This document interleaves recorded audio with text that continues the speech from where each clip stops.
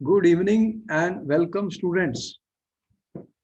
हमारा डिस्कशन चल रहा था। लास्ट लेक्चर में हमने आपको बताया कि मोस्ट इम्पॉर्टेंट जो रिएक्शन है अल्काइल हैलाइड्स की, हेलोएल्केन्स की, वो है न्यूक्लियोफिलिक सब्स्टिट्यूशन रिएक्शन। अब जब मैंने कहा कि न्यूक्लियोफिलिक सब्स्टिट्यूशन रिएक्शन, तो हमने आपको बताया कि न्यूक्लियोफाइल ऐसे रिएजेंट्स हैं जिनके पास नेगेटिव चार्ज है या लोन पेयर ऑफ इलेक्ट्रॉन है, तो वो क्या करेंगे कि पॉजिटिव कार्बन जो इलेक्ट्रोफिलिक कार्बन है उस पर अटैक करेंगे और एक X-1 जो है वो लीव कर जाएगा, उसे लीविंग ग्रुप कहते हैं। तो इसका हमने आपको बताया कि दो टाइप के मैकेनिज्म होते हैं, एक होता है SN2 और एक होता है SN1। तो बताइए स्टूडेंट्स मुझे कि जब लास्ट टाइम मैंने आपको बताया, क्या बताया मैंने, SN2, तो मैंने ये कहा कि SN2 का मतलब ये है स्टूडेंट्स कि ये सब्स्टिट्यूशन न्यूक्लियोफिलिक बाई मॉलिक्यूलर है। इसे क्या बोलते हैं? Nucleophilic substitution by molecular. Chemical kinetics में हमने पढ़ा था रेट ऑफ द रिएक्शन जो होता है, उसमें रेट डिटर्मिनिंग जो होता है स्टेप, उसके अंदर कितने कंसंट्रेशन इन्वॉल्व हैं रिएक्टेंट्स के, पावर क्या है, जिसे हमने ऑर्डर से भी डिफाइन किया था स्टूडेंट्स। यहाँ पर देखो कि ये हमने शो किया आपको, ये एक प्राइमरी, ये 1 डिग्री, 1 भी नहीं है, 0 डिग्री है, कार्बन है, 3 हाइड्रोजन लगे हुए हैं, ये न्यूक्लियोफाइल है, ये इस कार्बन पे अटैक कर रहा है।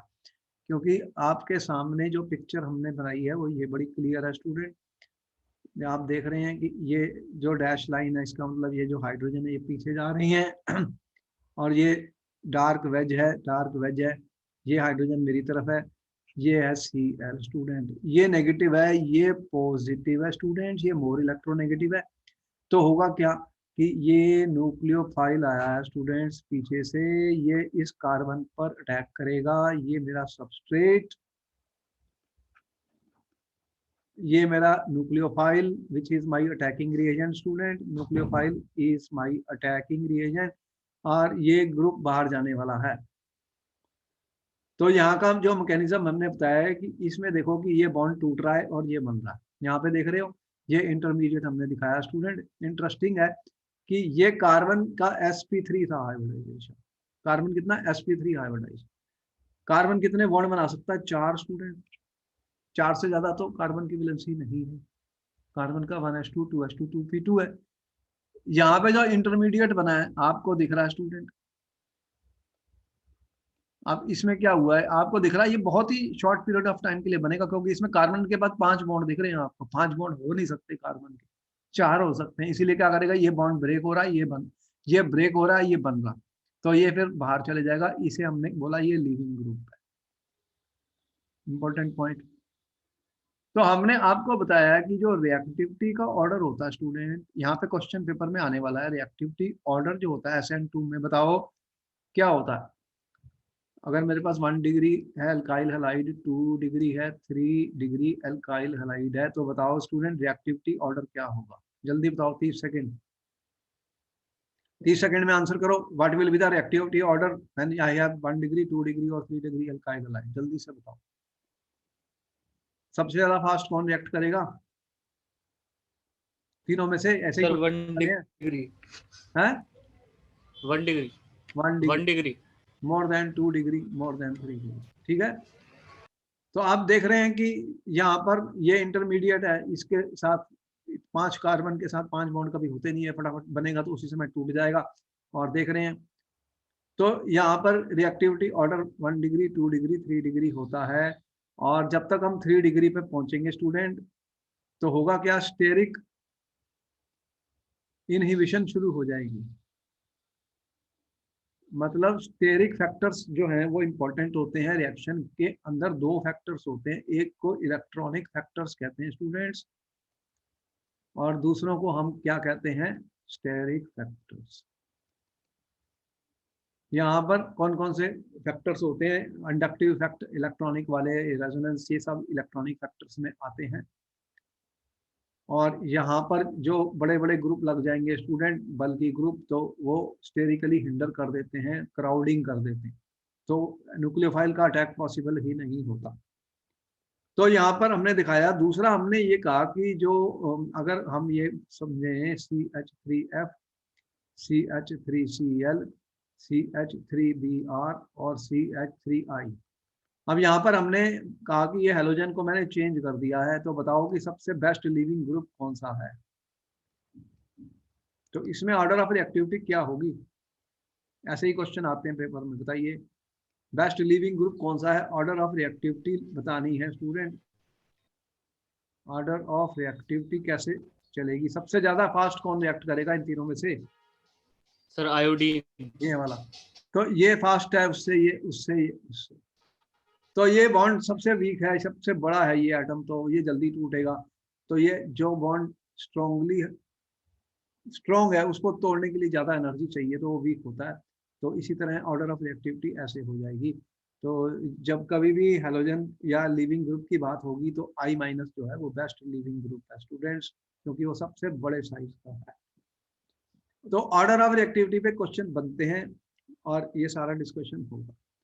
अब हमें पता लग गया कि भाई ये एक मैकेनिज्म है जो हमने शो किया था। तो स्टेरिक फैक्टर्स बताए आपको, रिलेटिव रेट बता दिए SN2 के। अब जो नेक्स्ट आ रही है हमारे पास वो है SN1 स्टूडेंट। देखो यहाँ पे कंपटीशन किसका है, SN2 वर्सेस SN1। SN1 का मतलब है सब्स्टिट्यूशन न्यूक्लियोफिलिक यूनिमॉलिक्यूलर। अब ऐसा क्यों हो रहा है, देखो ऐसा इसलिए हो रहा है कि जब बड़े बड़े ग्रुप लग गए तो वो SN2 रिएक्शन नहीं कर सकते। तो अब क्या होगा, फिर रिएक्शन कैसे होगी। फिर रिएक्शन तब हो सकती है कि अगर लिविंग ग्रुप पहले ही छोड़ के चले जाए। मैं कह रहा हूँ जो लिविंग ग्रुप है वो छोड़ के चले जाए स्टूडेंट। अब ये रिएक्शन मैं कर रहा हूँ, इसके अंदर आपने देखा स्टूडेंट्स कि यहाँ तो बहुत बड़े बड़े ग्रुप लग गए हैं। ये कौन से हैं, बल्कि ग्रुप्स। तो ये 3 डिग्री वाला है मेरा, कौन सा है, 3 डिग्री वाला स्टूडेंट। अब यहाँ पर तो ये OH- को कोई चांस नहीं है कि इनके प्रेजेंस में ये आए और इनको अटैक करे। तो फिर ये इसको पहले छोड़ के जाना पड़ेगा लिविंग ग्रुप को। अगर ये छोड़ के चले जाएगा तो फिर क्या बनेगा, देखो फिर इस तरह से बन जाता है ये वाला। तो चार्ज्ड बन गए, चार्ज स्पीसीज बन गए, आयनिक मैकेनिज्म हो गया। ये मैकेनिज्म आप देखो चेंज हो गया है, इसे आयंस बन गए, ये आयंस बन गए स्टूडेंट्स।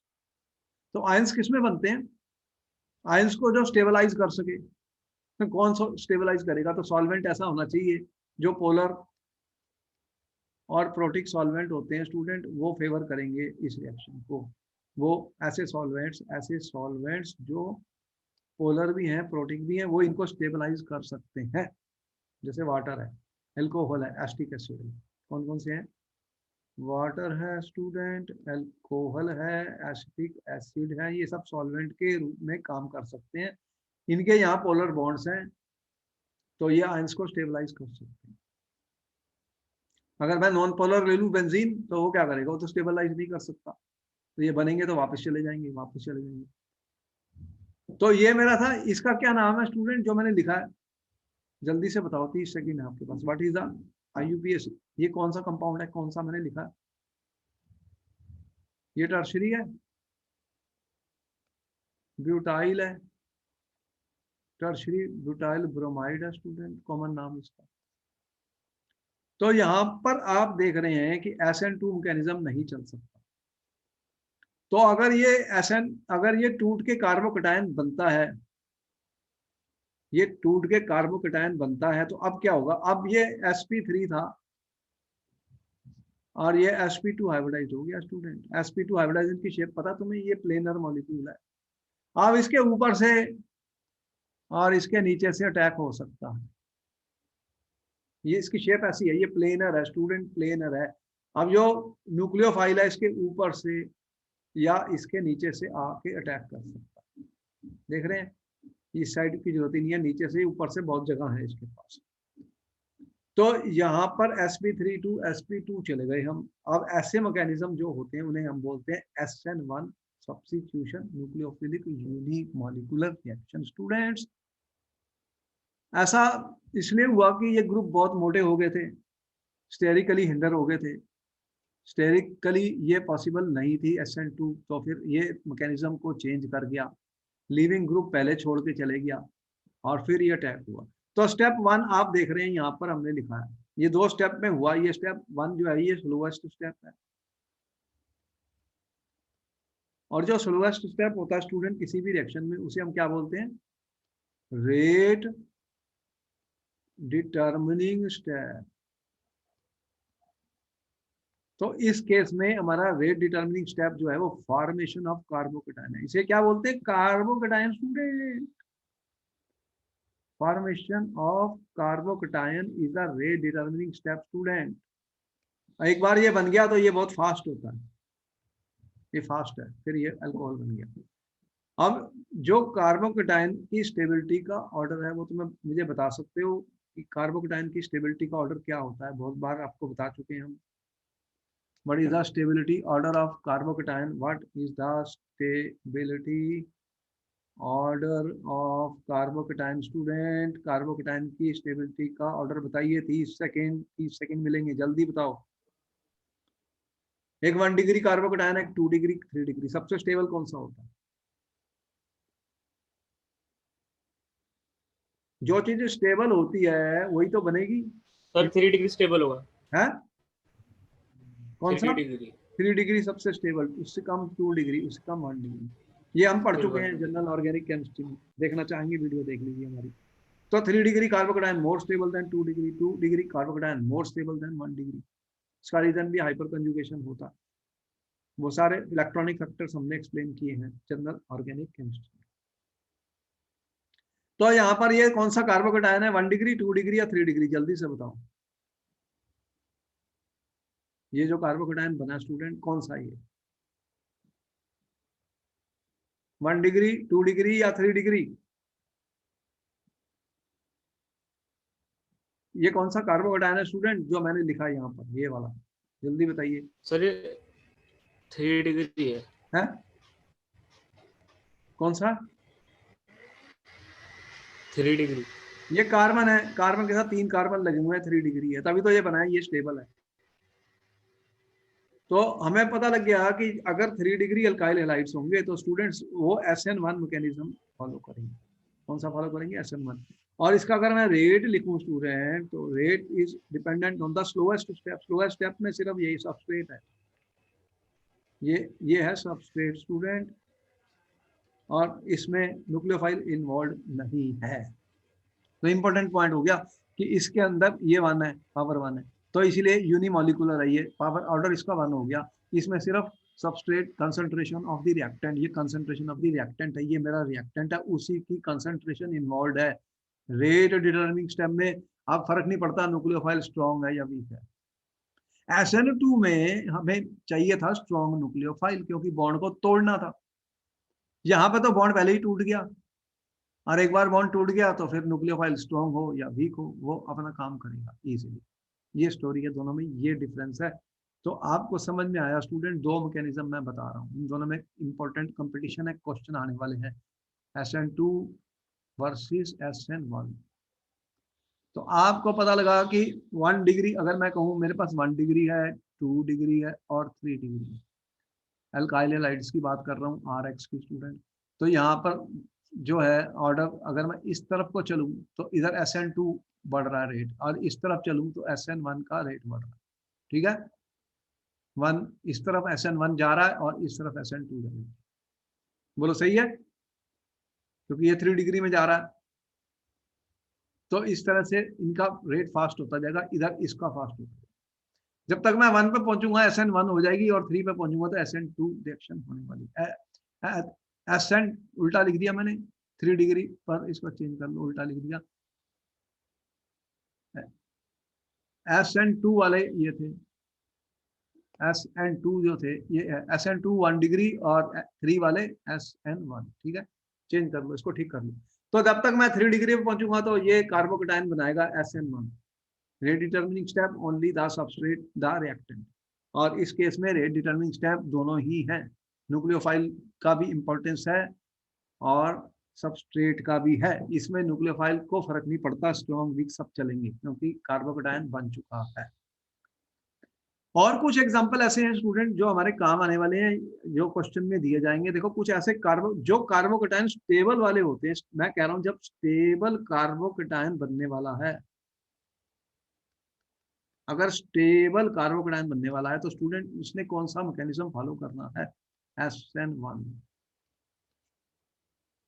तो ऐसे कार्बोकेटाइन जो स्टेबल होते हैं, आपने केमिस्ट्री में पढ़ा है एक कार्बोकेटाइन जो मैं लिख रहा हूं, देखो ये कार्बोकेटाइन मैंने लिखा है, यहाँ पे मैं प्लस लगा दूं, तो अब ये सिंगल के बाद डबल बॉन्ड आया है, इसका क्या नाम है स्टूडेंट जो मैंने लिखा है, 3 है तो यहाँ पर एक हाइड्रोजन है, यहाँ पर इसको क्या बोलते हैं जो मैंने लिखा है, ये कार्बोकेटाइन है, कार्बन के ऊपर प्लस चार्ज है, इस कार्बोकेटाइन का क्या नाम है स्टूडेंट बताइए, इसको क्या बोलते हैं ऑर्गेनिक केमिस्ट्री में,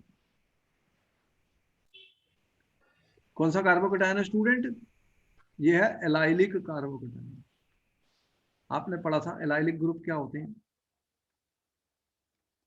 यहाँ पे कार्बन के पास पॉजिटिव, सिंगल के बाद डबल बॉन्ड आ गया, ये सिंगल है और ये डबल है, ये sp3 ये sp2 पर आ गया इमीडिएटली, यहाँ पे क्या रेजोनेंस हो जाती है स्टूडेंट, क्या होती है, रेजोनेंस हो जाती है। ये जो पाई इलेक्ट्रॉन को आप देख रहे हैं स्टूडेंट, ये यहाँ से यहाँ जा सकते हैं, सिग्मा थोड़ी जाते हैं, पाई जाते हैं, सिग्मा तो पक्का बॉन्ड बना हुआ है, तो पाई वाले जो होते हैं मोबाइल होते हैं, ये 2 इलेक्ट्रॉन यहाँ आ जाएंगे, तो फिर क्या बनेगा, ये बन गया स्टूडेंट, यहाँ पर ये डबल बॉन्ड आ गया स्टूडेंट, देख रहे हैं। अब ये पॉजिटिव चार्ज डिस्पर्स हो गया, जब कभी भी चार्ज लोकलाइज हो जाता है तो वो लेस स्टेबल होता है, चार्ज को स्प्रेड कर देता हूँ सारे मॉलिक्यूल पे तो ज्यादा स्टेबल हो जाता है स्टूडेंट्स, इसे बोलते हैं डीलोकलाइजेशन ऑफ द चार्ज, और इसी को रेजोनेंस कहा जाता है। तो ये स्टेबल हो जाता है allylic carbocation students due to resonance, जहां भी ये बनेंगे, अगर मैं ये कहूं भाई CH2, आपको मैंने दिया CH, और फिर मैंने कहा ये CH2 है, और अगर मैंने इसको ऐसे दिखाया आपको, अगर डबल बॉन्ड कर दूं तो इसको फिर ठीक कर लो, ठीक है बन गया। अगर मैंने कहा ये कंपाउंड है, ठीक है स्टूडेंट्स, सी ये क्या है, 1 2 1 2 3, अगर मैंने ये कंपाउंड लिया स्टूडेंट, तो यहाँ पर CH2, अगर मैंने ये कंपाउंड लिया और मैंने कहा कि ये एक्वस NaOH के साथ रिएक्ट कर रहा है, तो बताओ कि इसका मैकेनिज्म कौन सा है, ये रिएक्शन SN2 है या SN1 है, और क्या आंसर करोगे, will this follow SN2 mechanism और SN1 मैकेनिज्म, 30 सेकंड से आपके पास, जल्दी से आंसर करिए, बताओ इसका क्या आंसर है, SN1। SN1 चलेगा, क्योंकि इसमें कार्बोकेटाइन बनेगा, कार्बोकेटाइन अभी दिखा दिया मैंने, तो जिसमें भी कार्बोकेटाइन बनता है वो SN1 होता है, ये आंसर मुझे लिखना था, ये सही आंसर है।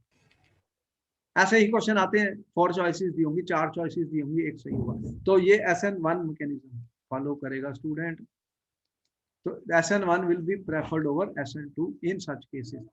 तो मैं ये आपको कह रहा हूं कि जिस केसेस में, जिन भी केसेस में स्टेबल कार्बोकेटाइन बनने जा रहा है, जब कार्बोकेटाइन स्टेबल होगा स्टूडेंट्स, ऐसे केसेस में मैकेनिज्म SN1 हो जाएगा, जिन केसेस में कार्बोकेटाइन लेस स्टेबल होगा, फिर वो क्या करेगा, दूसरा मैकेनिज्म पकड़ लेगा, वो कौन सा था, SN2। तो मैं 2 ही मैकेनिज्म का बता रहा हूं जिसके ऊपर क्वेश्चन आए।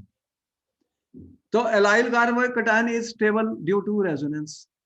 अब एक और कार्बोकेटाइन होता है स्टूडेंट, वो कौन सा होता है, अब मैं एक कंपाउंड लिख रहा हूं, आपको 30 सेकंड है, इसके बारे में आप बताइए, इस कंपाउंड को क्या बोलते हैं केमिस्ट्री में student, tell me the name of this compound, जल्दी से बताइए, what is the name of this, 30 second है आपके पास, टाइमर ऑन हो चुका है,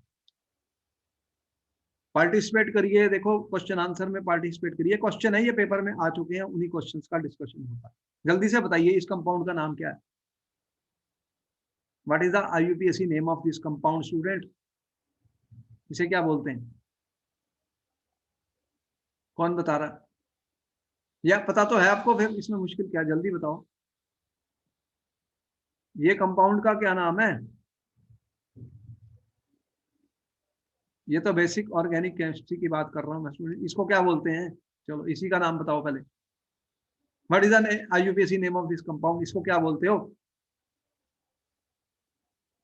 ये क्या है? अरे टोल्यूइन, इसको मिथाइल बेंजीन ही तो है, ये मिथाइल बेंजीन आपके पास है। अगर इसमें से एक हाइड्रोजन हटा दूं मैं स्टूडेंट्स, लो ये कौन सा ग्रुप है, लो इसको क्या बोलते हैं, जल्दी बताओ। What is the what do you call this group as? ये इंपॉर्टेंट है, इसे बेंजाइल कहते हैं। तो ये बेंजाइल वाला है स्टूडेंट, बेंजाइल। अगर यहाँ पर ये हाइड्रोजन चले जाए इलेक्ट्रॉन को लेके स्टूडेंट, तो यहाँ पे बन जाता है ये वाला कार्बोकेटायन। इसको क्या नाम है? इसे बोलते हैं बेंजाइल कार्बोकेटायन। मेरा क्या बना स्टूडेंट? Benzyl carbocation. अब ये स्टेबल होता है, जहां कहीं भी ये हो सकता है, तो रिएक्शन कौन सी होने वाली है बताओ? अगर बेंजाइल कार्बोकेटायन बन गया तो रिएक्शन SN2 होगी या SN1 होगी? जल्दी बताओ, कौन बता रहा है? SN2 होगी। SN2 होगी। कार्बोकेटायन बना है तो फिर SN2 कैसे होगी? अगर ये स्टेबल है, मैं कह रहा हूँ ये स्टेबल नहीं SN1। हाँ हाँ हाँ। चलो ठीक है, देखो सोच समझ के बोलो, जल्दबाजी मत करो। अरे केमिस्ट्री को समझ लो, रट्टेबाजी मत करो, उससे कुछ नहीं होने वाला। रट्टेबाजी कुछ नहीं कर काम आएगी। हमें समझना है, हम एक एक वर्ड को डिकोड कर रहे हैं। आपकी जितनी भी किताबें हैं उनको आप सोच लीजिए, समझ लीजिए, समय लीजिए, समझ लीजिए। रिएक्शन उनको अच्छी लगेंगी, ऑर्गेनिक केमिस्ट्री बहुत ही आसान हो जाएगी जो लोग इसको समझ लेंगे। मैकेनिज्म इसे बोलते हैं समझना। इंटरमीडिएट अगर जो बनता है रिएक्शन में, अगर स्टेबल हो जाता है तो उसका ही प्रोडक्ट मेजर बनने वाला है। अब यहाँ पे क्या हुआ कि ये बेंजाइल क्लोराइड है स्टूडेंट। अरे इसका नाम बेंजाइल क्लोराइड है। जब इसको मैंने आपको पेपर में लिख दिया एक्वस NaOH, और आपको क्वेश्चन में उसने बोला इज इट SN2 और SN1 मैकेनिज्म, आप बताओ इसका आंसर क्या लिखा? एक नंबर का क्वेश्चन है, एक वर्ड का आंसर है। या SN2 में जाएगा या SN1 में जाएगा, जल्दी से बताओ। सारे क्वेश्चन इसी पे आने वाले हैं, बहुत इंपॉर्टेंट है ये टॉपिक। इसमें क्या सर ये SN2 में जाएगा? SN2 में जाएगा। SN2 में जाएगा? SN1 में जाएगा ना सर? SN1 सही आंसर है, SN2 गलत आंसर है। इतना मोटा ग्रुप लगा दिया स्टेरिकली, कैसे चलेगा? अब SN1 में क्या होता है? ये जो स्टूडेंट्स, ये बहुत इंपॉर्टेंट क्वेश्चन है। ये बहुत जगह आएगा, कोई एक जगह थोड़ी आएगा। देखो ये यहाँ पर कार्बन है, यहाँ पे कार्बन है, यहाँ पे कार्बन है, ये प्लस चार्ज लग गया, इसे बोला मैंने बेंजाइल कार्बोकेटायन। अब ये रेजोनेंस स्टेबलाइज कैसे होता है? ये रेजोनेंस स्टेबलाइज हो जाता है स्टूडेंट। मैं क्या कह रहा हूँ? Resonance stabilize. ये बहुत इंपॉर्टेंट फैक्टर है, इसको समझना है कैसे स्टेबलाइज होता है। देखो कोई भी क्वेश्चन कर रहे हो उसको समझ लो। अब यहाँ पे पाई, ये पाई बॉन्ड है, ये पाई बॉन्ड है, ये सिग्मा बॉन्ड है। सिग्मा बॉन्ड फर्मली अटैच्ड होते हैं, वो टूटते नहीं है। पाई बॉन्ड वाले मोबाइल होते हैं। ये जो पाई वाले मैंने दिखाया, इसमें 2 इलेक्ट्रॉन्स हैं, ये चल सकते हैं, ये मोबाइल है, ये मोबाइल है स्टूडेंट, यही तो चलते हैं, सिग्मा वाले थोड़ी चलते हैं। अब ये चलेगा यहाँ से और ये यहाँ आ गया। अब क्या हुआ? अगर ये यहाँ से यहाँ चले गया तो क्या हुआ फिर? ये तो यहाँ पे डबल बॉन्ड आ गया, और ये यहाँ से चले गया था तो यहाँ पे इलेक्ट्रॉन कम हो गए, यहाँ पे प्लस चार्ज आ गया। अब क्या हुआ? अभी ये रिएक्शन खत्म थोड़ी हुई, यहाँ पर आगे क्या हुआ? ये वाला पाई है, ये फिर आगे चलेगा। अगर ये आगे चल गया स्टूडेंट तो क्या होगा? अब देखो मैं इसके स्ट्रक्चर बना रहा हूँ, रेजोनेंस स्ट्रक्चर बना रहा हूँ। ये यहाँ से यहाँ आ गया, अब ये पॉजिटिव हो गया। अभी एक और पड़ा हुआ, ये भी चलेगा पाई वाला, ये इधर आ गया तो एक और स्ट्रक्चर बना दिया मैंने। CH कलर को मैंने इसलिए चेंज किया, आपको पता लग जाए मैं रेजोनेंस स्टेबलाइजेशन दिखा रहा हूँ। तो यहाँ पे प्लस आ गया, ठीक है, ये डबल बॉन्ड था। अगर ये अब ये वापस आ गया तो फिर स्ट्रक्चर वही बन जाता है। तो आपके सामने देख रहे हैं कि ये जब चलते गए स्टूडेंट, तो पॉजिटिव चार्ज जो है हमारा यहाँ से चल के पूरे रिंग पे चले गया, पॉजिटिव चार्ज डिस्पर्स हो गया स्टूडेंट। जब कभी भी मैंने बताया चार्ज को डिस्पर्स कर देते हैं स्टूडेंट, पॉजिटिव या नेगेटिव चार्ज को एक जगह से उठा के सारे मॉलिक्यूल पे घुमा दिया, उसे बोलते हैं डीलोकलाइजेशन। वो मॉलिक्यूल ज्यादा स्टेबल होने वाला है, उसकी एनर्जी कम होने वाली है स्टूडेंट, साइंस है ये। किसी चार्ज पे चार्ज पड़ा हुआ है, चार्ज क्या करेगा फिर, वो मॉलिक्यूल को अनस्टेबल करेगा, मॉलिक्यूल रिएक्ट करेगा। अगर उस चार्ज को मैंने एक पॉइंट से लेकर सारे पॉइंट पे डिफ्यूज कर दिया तो चार्ज डेंसिटी कम हो गई, चार्ज डेंसिटी कम होगी तो स्टूडेंट उसकी स्टेबलाइजेशन होगी, उसकी रिएक्टिविटी भी कम हो गई, तो ये स्टेबल हो गया, इसे बोलते हैं रेजोनेंस स्टेबलाइजेशन। इसीलिए ये बनेगा इसमें। और अगर ये बनेगा तो ये SN1 मैकेनिज्म बनेगा। तो इसका प्रोडक्ट क्या लिखोगे, अब क्वेश्चन में प्रोडक्ट बताओ, 1 नंबर का क्वेश्चन है, चलो 1 नंबर का क्वेश्चन है, फिर इसका फाइनल प्रोडक्ट बताओ जल्दी से, क्या बनेगा, क्या बनाया इसका फाइनल प्रोडक्ट। 30 सेकंड का वक्त है, जल्दी से जल्दी, अरे पार्टिसिपेट करो फास्ट, हमारे पास टाइम इतना, जल्दी से बताओ। हम सारा रिवीजन कर रहे हैं आपके साथ स्टूडेंट, आपको पता है ये है, ये मैंने हटा के OH लगा देना है ना। हाँ, तो CH2OH बन गया। इसका क्या नाम है, इसको क्या बोलते हैं, ये बेंजाइल अल्कोहल है, ये बेंजाइल क्लोराइड है, ये बेंजाइल अल्कोहल बन गया, बेंजाइल अल्कोहल बन गया स्टूडेंट। तो ये है रिएक्शन। बोलो किसी को डाउट है। मैं बात कर रहा हूँ SN2 वर्सेस SN1 की, और मैं कह रहा हूँ 100% इसके ऊपर क्वेश्चन आने वाला पेपर में। क्वेश्चन क्या आएगा वो एग्जामिनर की मर्जी है, जिसको समझ में आ गया कोई भी क्वेश्चन आएगा वो कर लेगा, 2 ही है। तो हमने आपको बता दिया ऑर्डर ऑफ रिएक्टिविटी क्या होता है, ऑर्डर ऑफ रिएक्टिविटी क्या होता है, कैसे क्वेश्चन आने वाले हैं। देखो ये क्वेश्चन नंबर 1 आ गया, चलो इसका आंसर बताओ जल्दी से। इसमें मैंने क्या पूछा, in the following pair of halogen compounds which will undergo SN2 faster. अब 2 कंपाउंड दिए हैं, बताओ ये फास्टर करेगा या ये फास्टर करेगा, SN2। बोलो बोलो इन दोनों में से, ये क्वेश्चन नंबर 1 है, ये क्वेश्चन नंबर 2 है, इन दोनों में से बताओ फास्टर कौन है SN2 के लिए। सर B वाला करेगा। बी वाला करेगा, रीजन बताओ। आपने कहा कि ये करेगा, रीजन भी लिखना है पेपर में, आधा नंबर मिला भी एक में से आपको, 1 नंबर का क्वेश्चन था, रीजन बताओगे तो आधा और मिलेगा, आधा नंबर अभी बचा हुआ है। रीजन क्या बताया आपने, अरे आंसर कर रहे हो, ये तो पता होगा क्यों आंसर कर रहे हो, ये जबरदस्ती आंसर का, हर आंसर का रीजन है स्टूडेंट, बेसिक कंसेप्ट को समझना। बताइए इन दोनों में क्या फर्क है। SN2 का मैंने क्या बताया ऑर्डर, 1 डिग्री। सर वो स्टेबल कार्बोकैटायन फॉर्म कर रहा है ना A वाला, और B वाला अरे SN2 में कार्बोकैटायन नहीं बनता, नहीं बनता। SN2 में कार्बोकैटायन कहाँ बना है। सर मैं पहले वाले की बात कर रही ना, मैं ये कह रही कि A वाले में कार्बोकैटायन बन रहा है, B वाले में कोई कार्बोकैटायन नहीं बन रहा। बी वाले में कार्बोकैटायन नहीं बन रहा, ए वाले में मैं कह रहा हूँ ये रिएक्शन SN2 है, SN2 में कार्बोकैटायन बनता ही नहीं, फिर कहाँ से आ गया। कार्बोकैटायन तो तब बनता अगर मैं SN1 पूछता, मैंने तो SN2 पूछा है, यहाँ पे रिएक्शन का क्वेश्चन पढ़िए SN2 है। सर क्योंकि 1 डिग्री कार्बन का वो बन रहा है ना। क्या बन रहा है इसमें, कार्बोकैटायन नहीं बनता, मैं बोल रहा हूँ आपको, ये एग्जाम में मत लिख देना। ये इसका आंसर सिर्फ, और कोई बता रहा स्टूडेंट जल्दी से बताओ। ये फास्ट है, ये फास्ट है स्टूडेंट, क्योंकि ये वाला कार्बन, ये वाला जो कार्बन है 2 कार्बन के साथ जुड़ा है, ये 2 डिग्री है। और ये कौन सा है, ये वाला, ये जो कार्बन है स्टूडेंट, ये 1 कार्बन के साथ जुड़ा हुआ है, ये 1 डिग्री है। तो यहाँ पे सिर्फ स्टेरिक फैक्टर्स होते हैं। क्या फैक्टर होते हैं SN2 में, स्टेरिक फैक्टर्स होते हैं। मैंने आपको बताया था क्राउडिंग हो जाती है। तो आंसर ये सही है कि ये जो 1 डिग्री वाला है SN2 में फास्ट कौन सा होगा, आपने उल्टा बता दिया, इसको ठीक करो। SN2 में फास्ट रिएक्शन कौन से होने वाली है, 1 डिग्री, 1 डिग्री, ये 1 डिग्री है, 2 डिग्री है।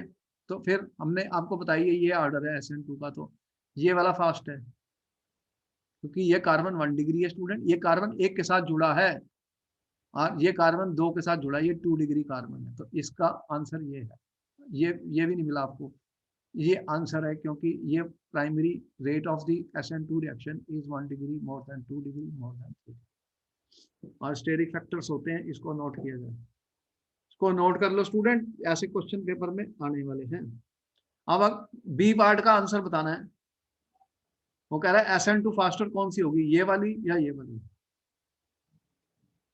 ये 2 मॉलिक्यूल दिए मैंने, इन दोनों में से फास्ट कौन सा है, जल्दी बताइए।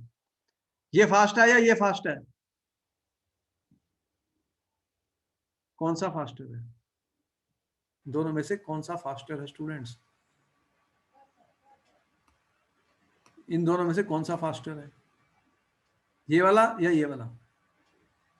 क्या आंसर लिखोगे? सर आयोडीन वाला, हाँ, रीजन बता दो। क्योंकि वो लिविंग ग्रुप बेटर होता है। हाँ, मतलब इसमें लिखना I- is better leaving group. Exam में लिखना जरूरी है, नहीं तो मार्क्स नहीं मिलेंगे स्टूडेंट। ये बेटर लिविंग ग्रुप है। चलो, ये भी हो गया। अब नेक्स्ट क्वेश्चन में वो कह रहा है predict the order of reactivity of the following compound in SN1 and SN2। अब आपको वो SN1 और SN2 में रिएक्टिविटी पूछ रहा है।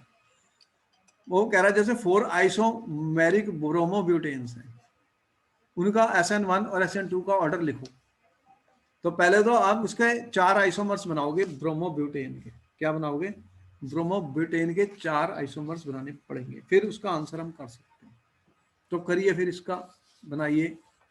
कैसे बनाओगे इसके 4 आइसोमर्स? कैसे बनाओगे? क्या ना, ब्रोमोब्यूटेन्स के 4 आइसोमर बनाओ। 4 आइसोमेरिक ब्रोमोब्यूटेन्स लिखा है स्टूडेंट। ब्रोमोब्यूटेन कौन से होते हैं? C4H9Br वाले। इसके 4 आइसोमर से लिखो पहले। कितने आइसोमर से लिखोगे? 4। और उसके बाद फिर आगे सॉल्व करो, फिर बताना है कि इसका ऑर्डर कौन सा कितना रिएक्टिव होगा। SN2 में और SN1 में दो जगह के आंसर लिखने। इंपॉर्टेंट क्वेश्चन है, इंपॉर्टेंट क्वेश्चन है स्टूडेंट। देखो, ऐसे क्वेश्चन पेपर में आने वाले हैं, तो कैसे लिखोगे? ड्रा करो पहले 4 आइसोमर। 4 आइसोमर कैसे लिखोगे? अरे, अगर मैं ऐसे लिख दूं CH3 CH2 CH2 CH2Br, एक तो यही बन जाता है। फिर मैं पोजीशन चेंज करता हूं, Br की पोजीशन चेंज कर लेता हूं स्टूडेंट, या इनकी पोजीशन चेंज कर देता हूं, एक ऐसे कर देता हूं। कितना हो गया? 1 2 3, और एक ये बन गया। अब मैं और क्या कर सकता हूं स्टूडेंट? फिर मैं Br की पोजीशन चेंज कर देता हूं। अब Br मैंने यहां लगा दिया, एक ये भी बन गया स्टूडेंट। और क्या कर सकता हूं? अगर मैं ऐसे कर दूं तो ये भी बन सकता है। अब ये बन गए। अब SN2 में बताओ इनका ऑर्डर। पहले तो ये मैं लिखना था, अब SN2 में पहले ऑर्डर बनाओ, फिर SN1 में बताना। पहले SN2 में ऑर्डर लिखो, फिर SN1 में बताना।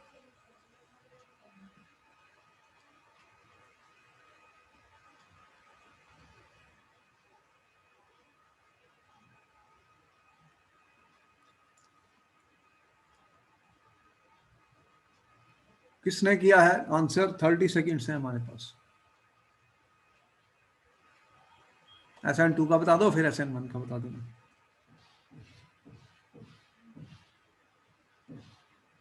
SN2 में क्या बताया? ऊपर तो लिखा मैंने SN2 का 1 degree more than 2 degree more than 3 degree.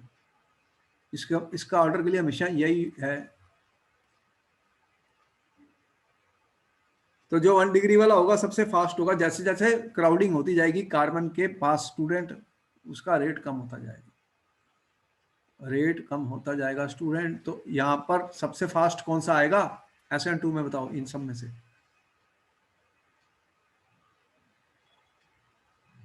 तो स्ट्रेट चेन। नाम बताया करो। ये वाला नंबर 1 पे आया है। उसके बाद में कौन सा है?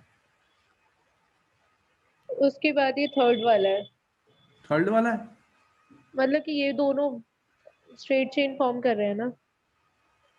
और कोई स्टूडेंट? सोचो सोचो, कोई भी आंसर जल्दबाजी मत करना। देखो, आपका गलत हो जाएगा एग्जाम में। इंपॉर्टेंट क्वेश्चन है, इंपॉर्टेंट क्वेश्चन है, ऐसे क्वेश्चन पेपर में आने वाले हैं। हमने कहा कि यहाँ पर जो 1 डिग्री वाले हैं, जिनके पास छोटे ग्रुप लगे हुए हैं कार्बन पर, वो फास्ट रिएक्ट करने वाले हैं, क्योंकि स्टेरिक फैक्टर्स हैं। जब बड़े बड़े ग्रुप लग जाएंगे कार्बन के पास, जहां पे रिएक्शन कहाँ पे होनी है? रिएक्शन तो यहाँ होनी है इस कार्बन पर, जिसपे ये वाला, यहाँ पे ये वाला ग्रुप हटना है, SN2 हो या SN1 हो, ये ग्रुप जाएगा और दूसरा ग्रुप आएगा न्यूक्लियोफाइल। ये तो छोटे हैं हाइड्रोजन, तो नंबर 1 पे आ रहा है। नंबर 2 पे कौन सा आएगा, कौन बता रहा है स्टूडेंट?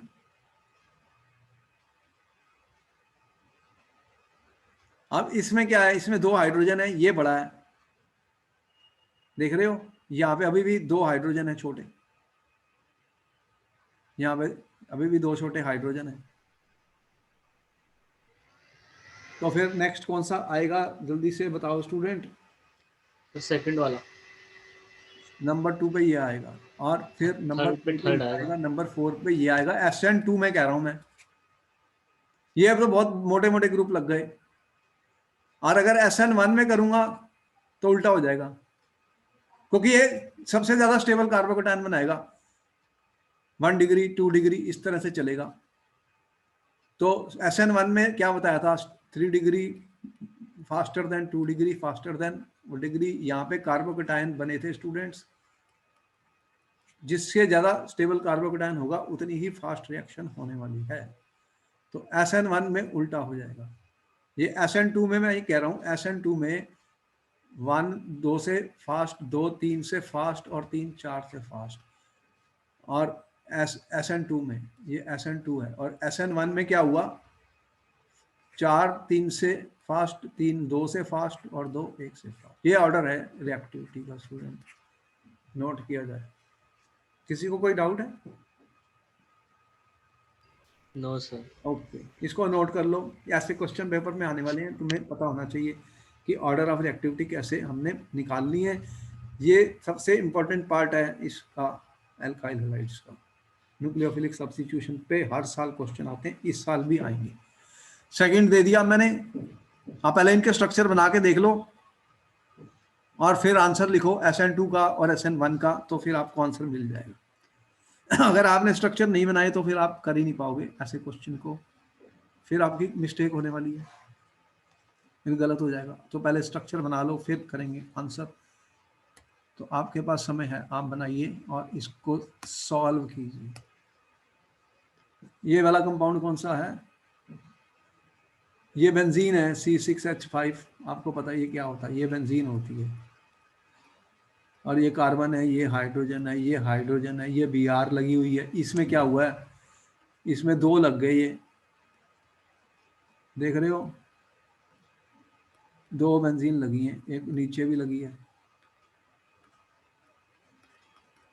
और इसको C6H5 लिखना चाहो तो ऐसे ही लिख दो, कोई प्रॉब्लम नहीं। तो मैंने वैसे खोल के दिखा दिया आपको। ये क्या है, एक CH3 लगी है और एक बेंजीन लगी है स्टूडेंट्स, देख रहे हो यहाँ पर, इसको छोड़ के, और ये H लगा है मेरा, और ये Br लगा। इसमें क्या हुआ है, मिथाइल भी लगा है, और ये इसको मैं C6H5 लिख रहा हूँ आपको, ये C6H5 बेंजीन वाले ही हैं, ठीक है। और Br, ये है कंपाउंड 4। अब इसको, इनका आपको बताना है, इनका भी नंबर डाल देते हैं चलो किसी और कलर से, ताकि आपको पता लग जाए। चलो, 1 नंबर, 2 नंबर, 3 नंबर और 4 नंबर मैंने लिखा। अगर SN2 की बात करूं तो बताओ सबसे फास्ट कौन रिएक्ट करने वाला है?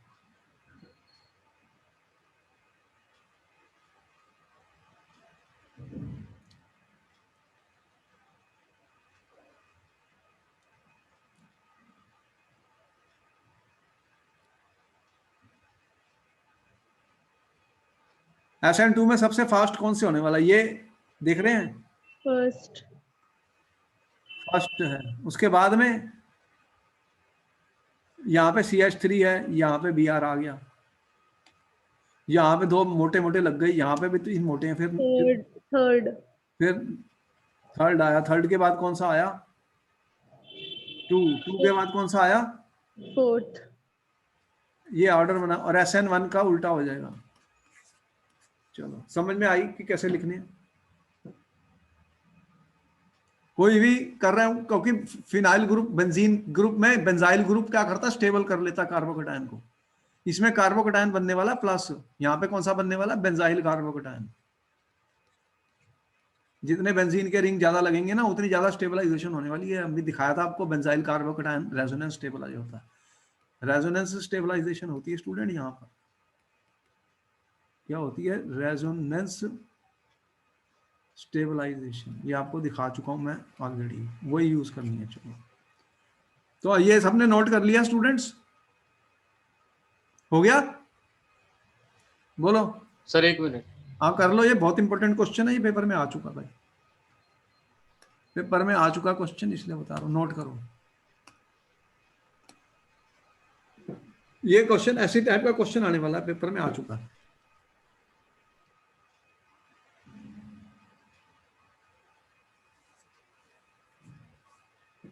इसका कोई पार्ट भी आ सकता है, यानी कि पूरा ही आएगा, कोई भी पार्ट दे सकता है पेपर में।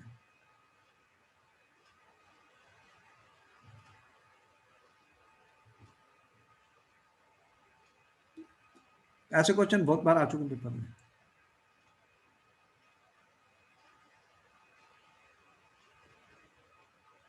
हो जाएगा तो बता देना, फिर मैं आगे चलता हूं।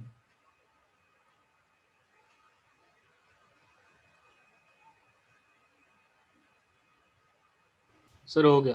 अच्छा वेरी गुड।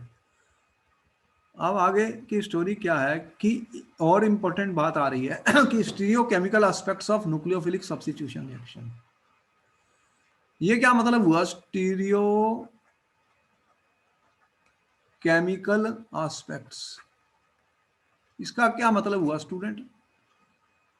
देखो कि जब मैंने SN2 रिएक्शन बताई थी, दो टाइप के आपने पढ़े होंगे मॉलिक्यूल्स होते हैं। एक मैं कहता हूं कायरल मॉलिक्यूल्स होते हैं। क्या कह रहा हूं, कायरल मॉलिक्यूल्स होते हैं। बताओ कायरल मॉलिक्यूल्स क्या होते हैं? जिनके अंदर एसिमेट्रिक कार्बन होता है। क्या होता है, एसिमेट्रिक कार्बन। अब बताओ एसिमेट्रिक कार्बन क्या होता है, किसको पता है, जल्दी से बताओ। एसिमेट्रिक कार्बन क्या होता है? जब एक कार्बन के साथ, ये टेट्राहेड्रल है, चार ग्रुप लगे हुए हैं। अगर यहाँ पे मैं 4 डिफरेंट ग्रुप लगा दूं स्टूडेंट्स, ये ABCD चारों डिफरेंट हैं, 4 डिफरेंट ग्रुप्स लगा दूं मैं कार्बन के साथ, तो उस कार्बन को कहते हैं एसिमेट्रिक। ये मैंने स्टार लगा दिया, एसिमेट्रिक कार्बन है ये चारों डिफरेंट हैं। क्या है, डिफरेंट है, ये टेट्राहेड्रल है। ऐसा जो मॉलिक्यूल होता है स्टूडेंट, वो कायरल मॉलिक्यूल कहलाता है। ऑर्गेनिक केमिस्ट्री में कायरल मॉलिक्यूल है, कायरल है। इसका मतलब स्टूडेंट, इसके अंदर प्लेन ऑफ सिमेट्री नहीं है, प्लेन ऑफ सिमेट्री नहीं है। इसकी एक मिरर इमेज बनेगी स्टूडेंट, जो कि नॉन सुपर इम्पोसिबल होती है। क्या होती है, नॉन सुपर इम्पोसिबल, उसे बोलते हैं एनेंटियोमर्स। ये एक तरीका है ऑर्गेनिक केमिस्ट्री के अंदर। अभी हम बताने जा रहे हैं ऑप्टिकल एक्टिविटी। ऑप्टिकल एक्टिविटी क्या होते हैं?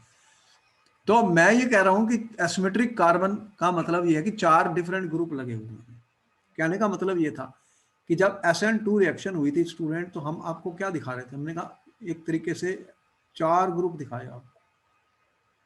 क्या दिखाए, 4 ग्रुप स्टूडेंट। ये 3 डायमेंशनल पिक्चर होती है, बोर्ड पे मुश्किल होती है। अब आपको मैं दिखा रहा हूँ, 4 ग्रुप दिखा रहा हूँ। जैसे मेरे पास ये Br है स्टूडेंट, मान लो यहाँ पे मैं लगाता हूँ एक ग्रुप स्टूडेंट, ये H है, तो आपने यहाँ पर लगा दिया मान लो CH3 स्टूडेंट, एक ग्रुप लगाया। अब यहाँ पे भी कोई और ग्रुप लगा रहा हूँ, इससे डिफरेंट ग्रुप लगाता हूँ। कोई भी ग्रुप लगा दो जो इससे डिफरेंट है स्टूडेंट्स। तो अब क्या होगा, अगर मैंने डिफरेंट ग्रुप लगा दिए, क्या लगा दिए, डिफरेंट ग्रुप लगा दिए स्टूडेंट यहाँ पर, तो अगर मैं ये कहूँ चलो ये ग्रुप C2H5 है, अब मैंने यहाँ पे ग्रुप डिफरेंट लगा दिए, चारों ग्रुप डिफरेंट है, बोलो 1 2 3 4। अगर मैं ये कहूं कि ये न्यूक्लियोफाइल आ रहा है, न्यूक्लियोफाइल इस ग्रुप ने बाहर जाना है और इसने आना है, ये कभी भी इस तरफ से नहीं आएगा, पीछे से आएगा। ये कहां से आएगा, बैक से। ये बैक से आएगा, ये यहां से जाएगा। अब होगा क्या, जब रिएक्शन हो जाएगी स्टूडेंट, तो ये जो ग्रुप लगा है वो यहां पे लगा है, और ये इधर से गया था, ये इधर से गया था, तो फिर इसका रिजल्ट क्या हुआ? इसका रिजल्ट कुछ ऐसा हुआ है स्टूडेंट, ये H आ गया और यहाँ पे C2H5 आ गया। तो इसको बोलते हैं स्टूडेंट इन्वर्शन ऑफ कॉन्फ़िगरेशन। इसे क्या बोलते हैं? स्टीरियो केमिकल इन्वर्शंस कहते हैं केमिस्ट्री में। कहने का मतलब ये था कि जैसे मैंने बताया, जो एसिमेट्रिक कार्बन वाले कंपाउंड होते हैं स्टूडेंट, उनकी एक मिरर इमेज होती है, वो नॉन सुपर इम्पोसिबल होती है। क्या होती है? Non super impossible. और ऐसे कंपाउंड्स इन्होंने एक्सपेरिमेंट जब स्टडी किया, ऑप्टिकली एक्टिव हो जाते हैं। क्या होते हैं ऐसे कंपाउंड? Optically active. अभी बताने जा रहे हैं ऑप्टिकल एक्टिविटी क्या होती है। एक प्लेन पोलराइज्ड लाइट होती है स्टूडेंट, उसको ये रोटेट करते हैं, एक क्लॉकवाइज डायरेक्शन में रोटेट करते हैं, उसे बोलते हैं डेक्स्ट्रो। डेक्स्ट्रो प्लस साइन दिया जाता है। और एक एंटी क्लॉकवाइज डायरेक्शन में रोटेट करते हैं, किसको? प्लेन पोलराइज्ड लाइट को। अभी बताऊंगा मैं प्लेन पोलराइज्ड लाइट क्या होती है, इसको पहले नोट कर लो। एंटी क्लॉकवाइज रोटेट करते हैं, उन्हें बोलते हैं लीवो, उसे एल कहा जाता है, वो माइनस साइन लगाते हैं हम। तो दो टाइप के ये जो स्टीरियो आइसोमर्स हैं, जिन्हें एनेंशियोमर्स कहा जाता है, वो ऑप्टिकली एक्टिव होते हैं। ऑप्टिकल एक्टिव कंपाउंड वो होते हैं जो प्लेन पोलराइज्ड लाइट को रोटेट कर देते हैं। इंस्ट्रूमेंट कौन सा यूज करते हैं हम? पोलैरीमीटर का यूज किया जाता है। पोलैरीमीटर इज स्टूडेंट एक इंस्ट्रूमेंट है which can be used student for determination of the optical activity। तो जो क्लॉकवाइज की तरफ रोटेट करता है उसे डेक्स्ट्रो कहा जाता है, और जो एंटी क्लॉकवाइज की तरफ रोटेट करता है उसे लीवो कहा जाता है। तो polarimeter is used student to determine the optical activity. Polarimeter is used to determine the optical activity of the compound. There are two type of compound, one is called dextro, other is called LiGo। तो यहां पर क्या हुआ है? SN2 reaction में inversion of configuration हो जाती है। अगर ये D था, अगर ये प्लस था स्टूडेंट, तो माइनस बन जाता है जो प्रोडक्ट बनता है। इसको बोलते हैं इन्वर्शन ऑफ कॉन्फ़िगरेशन। इसको नोट कर लिया जाए, ये इंपॉर्टेंट पॉइंट है। SN2 reaction proceeds with complete stereochemical inversion. इस पॉइंट को नोट कर लिया जाए स्टूडेंट, ये क्वेश्चन पेपर में पूछा जा चुका है, क्वेश्चन में पूछा जा चुका है, इंपॉर्टेंट क्वेश्चन है। SN2 में क्या होता है? Complete inversion of configuration. Note कर लिया? नोट करो, इंपॉर्टेंट पॉइंट बता रहा हूं।